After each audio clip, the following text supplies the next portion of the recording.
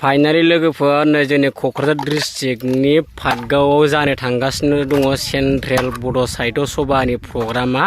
बाय गमामायैनो फैगौ 23 निफ्राय 26 फेब्रुवारि 2023 इं अक्ट'आव जागोन आरोना लोगोफोर ओमफ्राय दायो खामानि मावनाया सोलिगासिनो दङ ओमफ्राय बैथिं जाहैबाय बैयो जाहैबाय साहानि न'मा न' ओमफ्राय नैबे जाहैबाय बाख्रि ओमफ्राय ओरैजाय खोलाहानि न' ओमफ्राय बै सोनाबनि न' ओमफ्राय बाखि खामानि मावनो दंबावो आरोना लोगोफोर दासो मावहांदोंना दाबो कमप्लिट जायाखै दैखर फुख्रि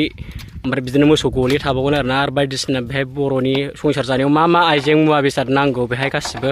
दिन्थिफुंनाय जागोन आरोना लोगोफोर ओमफ्राय बाखि खामानि मावनांगौ दंबावो दाबो खामानिया जेबो जाथ'वाखै टेन्ट हाउसनि खामानि फैनो गोनां दंबावो टेन्ट हाउसनि खामानिया दासिमबो फैथ'वाखै साननैसोनि उनावसो टेन्ट हाउसनि खामानिया सोलिगोन आरोना लोगोफोर ओमफ्राय बेजों लोगोसे गेदेरथार बिदिनो एगिबिसन दंफायो आरोना लोगोफोर बड' साहित्य सभानि सेन्ट्रेल प्रग्रामाव गासिबो मोनजोबगोन आरोना लोगोफोर गोदोनि महाराजा महारानि बिदिनो बिर जोहोलाव जोहोलावजोफोरनि मुसुखा खाम्फा दिन्थिफुंनाय जागोन आरोना लोगोफोर ओमफ्राय बिदिनो दानाय लुनाय बायदिसिना आसार खान्थि बर'नि मा नियम निथि दङ बेफोरखौ बे बड' साहित्य सभानि गेजेरजों एबा प्रग्रामनि गेजेरजों दिन्थिफुंनाय जागोन आरोना लोगोफोर एगजिबिसन हिसाबै ओमफ्राय दायो खामानि मावनाया सोलिगासिनो दङ दायो नै माखासे हाहांबाय नै ओमफ्राय माखासे आद्रा दंबावो आरोना मावनो गोनां ओमफ्राय बेखौ दानो कमप्लिट जाथ'नाय नङा एसे गोबाव लाबोगोन माने समा दंबावो ना 23 निफ्राय 26 अक्ट'सिम जागोन आरोना लोगोफोर 23 तारिखनिफ्राय 26 तारिख फेब्रुवारि 2023 आरोना लोगोफोर ओमफ्राय दायो खामानि मावनाया सोलिगासिनो दङ लोगोफोर ओमफ्राय बयबो लैहोर फैनानै बाहागो लाफैबानो जाबाय आरोना लोगोफोर जोंनि बड' साहित्य सभानि बे गेदेरथार बाहागो लाफैबानो जाबाय आरोना ओमफ्राय लकेसना जाहैबाय जोंनि क'क्राझार डिस्ट्रिक्टनि पाटगाव बाजारनि पाटगाव बाजारनि एसे साहा थानाय सेरमांगायाव आरोना लोगोफोर सेरमांगायाव पाटगावनि एसे सोनाबजों फैयोब्ला ब्रिज मोनसे मोनगोन बे ब्रिजनि ओरै साहा फारसेनो नुहुरगोन आरोना लोगोफोर ओमफ्राय लामाया जाहैबाय ओरैजाय जोंनि पाटगाव बाजारनि एसे साहाजों दावखोब्लानो बे जायगाखौ मोनगोन आरोना लोगोफोर लकेसनखौ ओमफ्राय नै फोथारा बिराद फैलाव गुवार आरोना लोगोफोर नै सेरमांगा गुदियावनो ओमफ्राय बेहाय लिरनानै होनाय दङ रानि खालायस्रि फोथार होननानै लिरनाय दङ आरोना लोगोफोर बेनि मुंखौ रानि खालायस्रि होननानै मुं दोननाय जादों आरोना लोगोफोर नैबे सेरमांगा ओमफ्राय बैयो जाहैबाय ब्रिज आरोना लोगोफोर नेसनेल हाइवे आरोना बैयो ओमफ्राय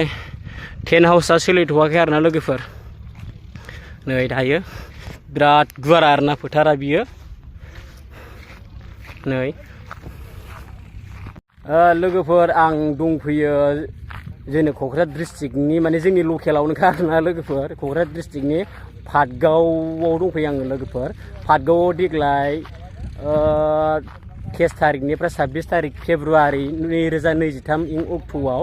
माने बर'नि गेदेरथार बर'नि बड' साहित्य सभा सेन्ट्रेल कनफारेन्सआ जानो थांगासिनो दङ लोगोफोर 23 तारिखनिफ्राय 26 तारिख फेब्रुवारि 2023 आरोना लोगोफोर ओमफ्राय दायो जोङो माबायदि खामानि आवगायखो जों बेखौ नायफैदोंमोन आरोना बेरायफैदोंमोन नोंथांमोनजों भिडिअनि गेजेरजों शेयार खालामनो होननानै ओमफ्राय दा नोंथांमोननो आङो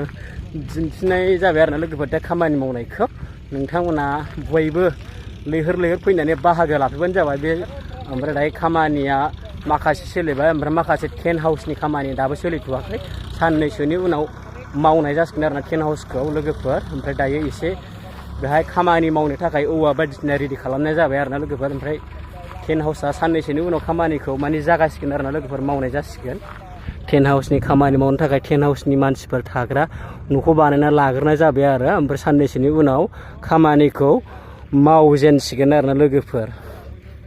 नैबे मिटिं फिसा जादोंमोन आरोना लोगोफोर बै खुन्थिया गायसनजेननायाव माने खामानि मावजेननो थाखाय खुन्थिया गायसननाय जादोंमोन आरोना ओमफ्राय नैबेहाय मिटिं फिसा जादोंमोन बेहायनो गेदेमा आलासिफोर नुजाफैनानै मिटिंखौ जाना थाङो आरोना लोगोफोर ओमफ्राय नै मा थारिखआव मारनै नायना लादो आरोना लोगोफोर जायगा आरो लकेसनखौ मावख' बानजाय आफाद आरोना खुंगा 62थि बोसोरसालिया जथुम्मा बर' थुनलाइ आफादनि ओमफ्राय खुंगा 48थि बोसोरसालिया जथुम्मा क'क्राझार जिल्ला बर' थुनलाइ आफाद थावनि रानि खालायस्रि फोथार पाटगाव अक्ट'आ जाहैबाय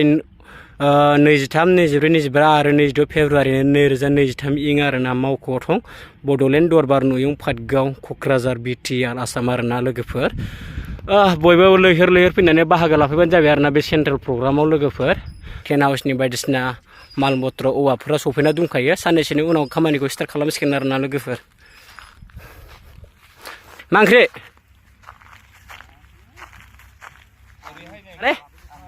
आलु ना गोथाव संबाय नामा साबसे नोंसोर जाग्राफ्रालाय साथाम माब्लाफोर मावजेनगोन नो खामानिखौ गाबोननिफ्राय मावसिगोन फटाफट मावनाय जासिगोन ना होमबा अबेनि होनदों नोंसिना टेन्ट हाउसआ सामगावनि ना ओमफ्राय बोरै मानसिफोरालाय नै ओमफ्राय टेन्ट हाउसनि माल पत्रफ्रा गासिबो सफैना दंखाजोबो आरोना नै टेन्ट हाउसनि खामानि मावनो गाबोननिफ्राय मावनाय जासिगोन आरोना लोगोफोर नै फटाफट मावनाय जासिगोन आरोना टेन्ट हाउसनि खामानि मावग्राफोर थागोन आरोना लोगोफोर बेहाय उन्दुगोन ओमफ्राय माल पत्र गासिबो बे दंजोबो नै थम्बु त्रिपाल बायदिसिना स्क्रिन टिक्रिन दंजोबो आरोना बेहाय नै कारपेट टारपेट ओमफ्राय हन्दा थन्दा नै मोनानि थाखाय बियो गावसिनि थाखाय लोगोफोर दाथ' खामानिया मावजेननायानो जायाखै आरोना लोगोफोर गाबोननिफ्रायसो मावनाय जागोन आरोना लोगोफोर टेन्ट हाउसनि खामानिया ओमफ्राय जेब्ला गेजेर नाङो खामानिया आवगायो अब्ला आङो नोंथांमोननो नेक्स्ट भिडिअ थाबैनो लाबोनो नाजागोन लोगोफोर आङो दिनै नोंथांमोननो माबायदि आवगायखो होननानै आङो माबायदि खामानि मावदोंना मावाखै होननानै आङो नायनो एबा बेरायनो फैदोंमोन आरोना लोगोफोर माखासे बर'नि न' लुनाया माने सोलिगासिनो दङ ओमफ्राय आं बाखिखिनि खामानि जेब्ला मावनानै गेजेर नाङो अब्ला आं नोंथांमोननो नेक्स्ट भिडिअ लाबोनो नाजागोन आरोना लोगोफोर नेनानै थाबानो जाबाय आरोना लोगोफोर थाबैनो लाबोनो नाजागोन लोगोफोर अब्ला आङो नोंथांमोननो बेखौनो शेयार खालामनो होननानै फैबाय आरोना लोगोफोर जोंनि क'क्राझार डिस्ट्रिक्टनि सिङाव थानाय पाटगाव आनसलिकनि सिङाव थानाय रानि खालायस्रि फोथाराव फैगौ 23, 24, 25 आरो 26, 2023 इं फेब्रुवारियाव बर' साहित्य सभा सेन्ट्रेल प्रग्रामा जानो फैगासिनो दङ लोगोफोर बेहायनो नोंथांमोना बयबो फैनानै रायजो राजा बयबो फैनानै लैहोर लैहोर फैनानै बाहागो लाफैयो बिनि थाखाय आङो आयना बड' इउटुब चेनेलनिफ्राय नोंथांमोन रायजो राजा बयखौबो आंनि गोसो गोरबोनिफ्राय बयखौबो खावलायनो थाबाय आरो लोगोफोर अब्ला स' लोगोफोर दायो आं नोंथांमोननो बेखिनि भिडिअखौ लाबोनानै आं दिनैनि भिडिअखौ बेखिनियानो दोनथ'नाय जाबाय आरो लोगोफोर बाय बाय